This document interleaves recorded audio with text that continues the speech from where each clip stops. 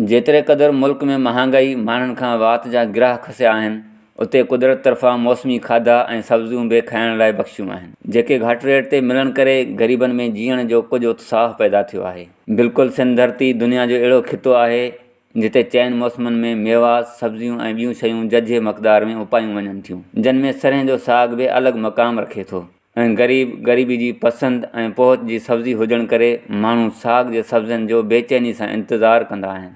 सियारे जी मौसम में तयारु थींदड़ सिंध में पंहिंजा सावापन झले सरह जे लामनि में लुॾी रहियो आहे, जंहिंजे लहण शर्त हारियुनि नारियुनि जे मुख ते मुरकूं आहिनि। सिंध परगणे में सुगदासी चांवरनि जी ख़ुशबू तौरु सुञातो वेंदड़ घोटकी ज़िलो हींअर सुगदासी चांवरनि जी वास खां त महरूम आहे, पर उते सरह जी साग जे फौलार में लड़कंदड़ सावापन इलाइक़े खे पंहिंजी ख़ुशबू सां वासे रहिया आहिनि। ॿाहिरियाणनि में जॾहिं कमाइण जा वसीला इंतिहाई महदूद हूंदा आहिनि, उते सबाजड़ा मारू ॿिनि वेलनि जी मानी लाइ परेशान हूंदा आहिनि, ऐं जॾहिं वसंदी जो सस्तो खाधो मिलंदो आहे त माण्हुनि जी ख़ुशी ॾिसण वटां हूंदी आहे।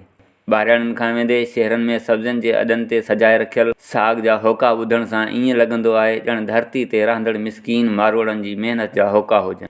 30 रुपया sale sale sale sale sale sale 30 रुपया वड़ी 30 रुपया वड़ी 30 रुपया वड़ी 30 रुपया दा मेथी दा दाणो दा मेथी दा। कुदरती सौगात खे ॿाहिरियाणनि में वॾे शौक़ सां वापरायो वञे थो ऐं ख़ासि करे शहरनि में रहंदड़नि खे तोहफ़े तौरु पेश कयो वेंदो आहे। साग जो मुल्ह एतिरो त वधियल न आहे जेतिरो ॿियनि भाॼियुनि जो आहे, तंहिं करे ग़रीब तबिको सवलाई सां साग ख़रीदे पंहिंजो गुज़र सफ़र करे रहियो आहे। ॿाहिरियाणनि में एकड़नि ते बीठल सरह जो साग हारी नारी हर वाट वेंदड़ बिना झलपाल जे पटण जी ख़्वाहिश पूरी कंदो आहे ऐं आबादगारनि चवणी त हीअ असांजी सिंध जी सक़ाफ़त में शुमार आहे त आए महिमान या वाट वेंदड़ खे साग ऐं देसी मखण खाराए पंहिंजो महिमान नवाज़ी जो शरफ़ बख़्शिजे। उमर कोराई, मीरपुर, माथेरो।